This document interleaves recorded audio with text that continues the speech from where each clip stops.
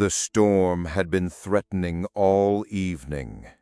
By the time the first clap of thunder rattled the windows, the rain was already coming down in sheets, blurring the streetlights into hazy orbs. I stood at the window, arms folded, half watching the lightning flash across the sky. Daniel was late, but I wasn't surprised. He had a way of showing up when the weather turned ugly, always checking in, always making sure I was okay.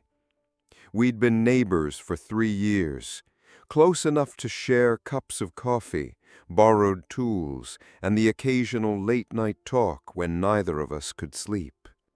He was easy to be around, maybe too easy.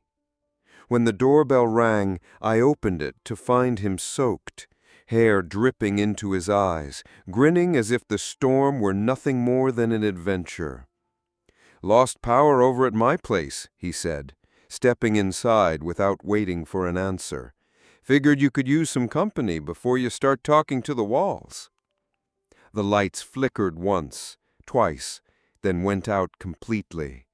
The house exhaled into darkness.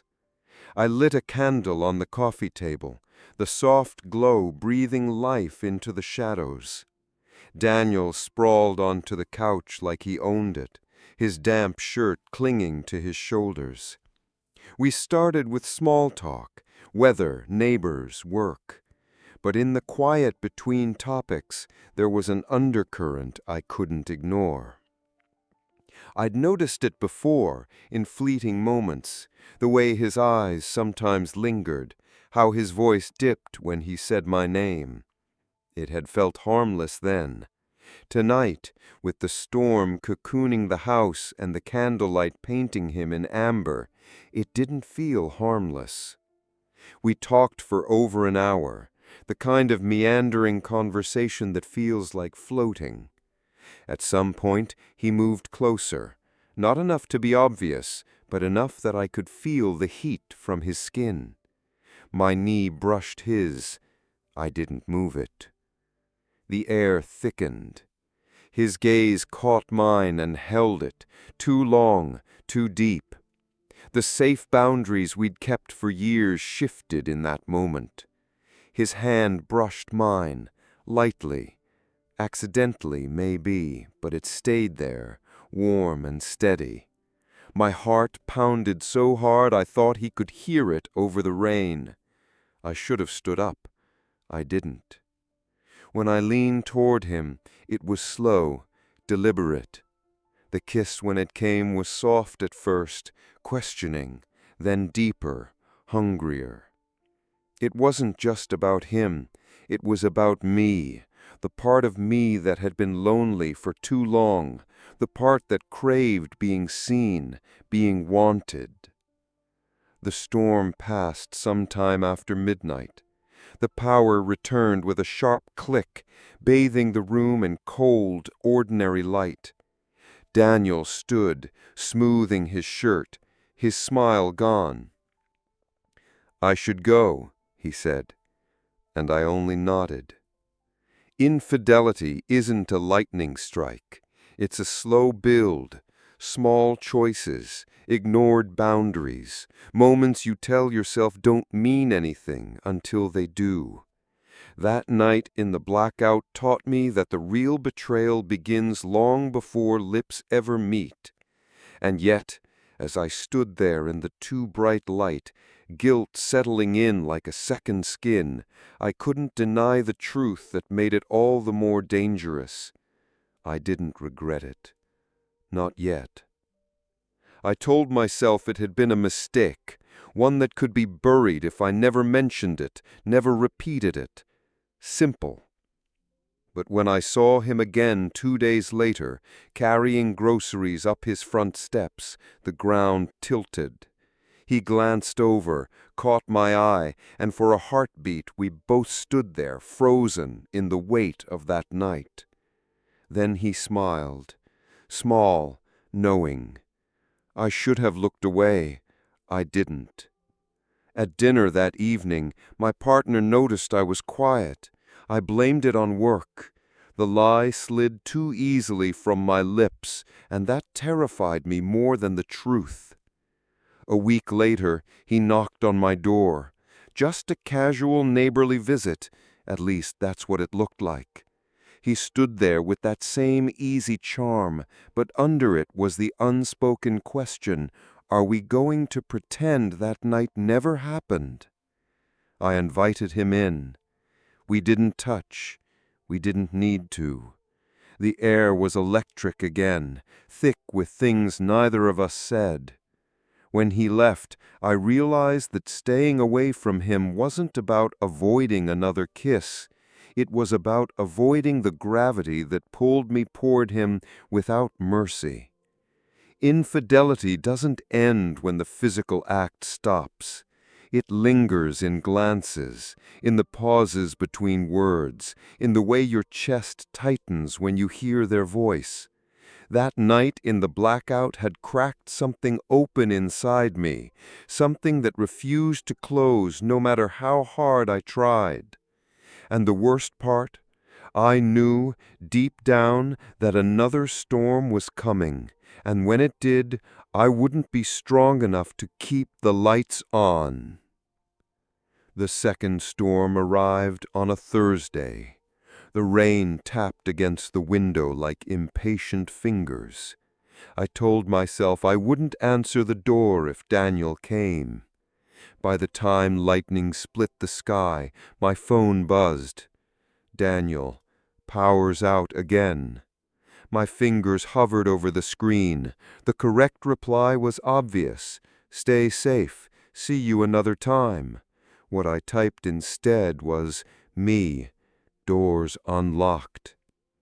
He stepped in, damp from the rain, carrying nothing but that same quiet intensity that had undone me the first time. We should probably talk about, I started. Do you really want to talk? His voice was low, steady. I didn't answer. We both knew the truth. This time there was no accidental brush of hands, no slow lean across the couch. He closed the space between us in 2 steps, and I met him halfway. The kiss wasn't tentative. It was the collision of every held-back thought, every restless night replaying that first blackout. Somewhere in the back of my mind, a voice reminded me of the promises I was breaking, but it was faint, drowned out by the rain and the sound of my own breathing. When the lights came back, we didn't speak. He pulled away slowly, as if reluctant to break whatever spell had been cast.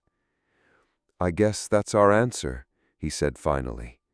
I nodded, though I wasn't sure what question we had answered, or if it was the one either of us wanted. Daniel never knocked again after that night. Maybe he understood that some lines once crossed twice aren't lines anymore. They're scars. Infidelity isn't about a single choice. It's a path paved with moments where you can still turn back, until suddenly you can't. And when the lights come back on, you're left standing in the truth you created, one that doesn't disappear even after the power's restored. 2 years later, the storms still came every summer. By then, Daniel had moved away. No dramatic goodbye, no final conversation, just a moving truck one morning and an empty driveway by evening. I watched from my kitchen window, unseen, as he loaded the last box. He didn't look back.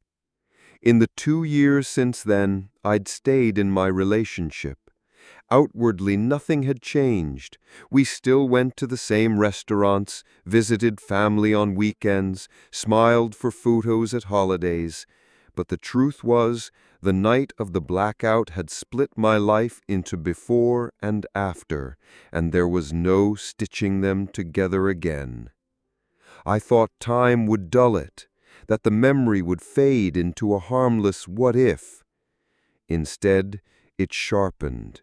Not in longing for him exactly, but in the way it made me question who I was when the lights went out.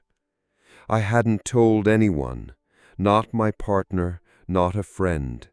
The secret had calcified into something solid, living inside me like a stone, heavy enough to carry, but impossible to put down. Sometimes when the summer storms rolled in, I'd feel the old ache, not for Daniel, but for the version of myself that had stepped across that line without hesitation, the part of me that had been reckless enough to want something simply because it was forbidden. One night, nearly 2 years to the day since that first blackout, I found an envelope in my mailbox. No return address. Inside was a single sheet of paper with only one sentence. I still think about the lights going out. No signature, no explanation. I stood there in the kitchen, the rain starting up outside, the air thick with the promise of another storm. I didn't know if it was meant to reopen something or to finally close it. Either way, I realized then, the power had come back on a long time ago, but part of me had never left that dark room.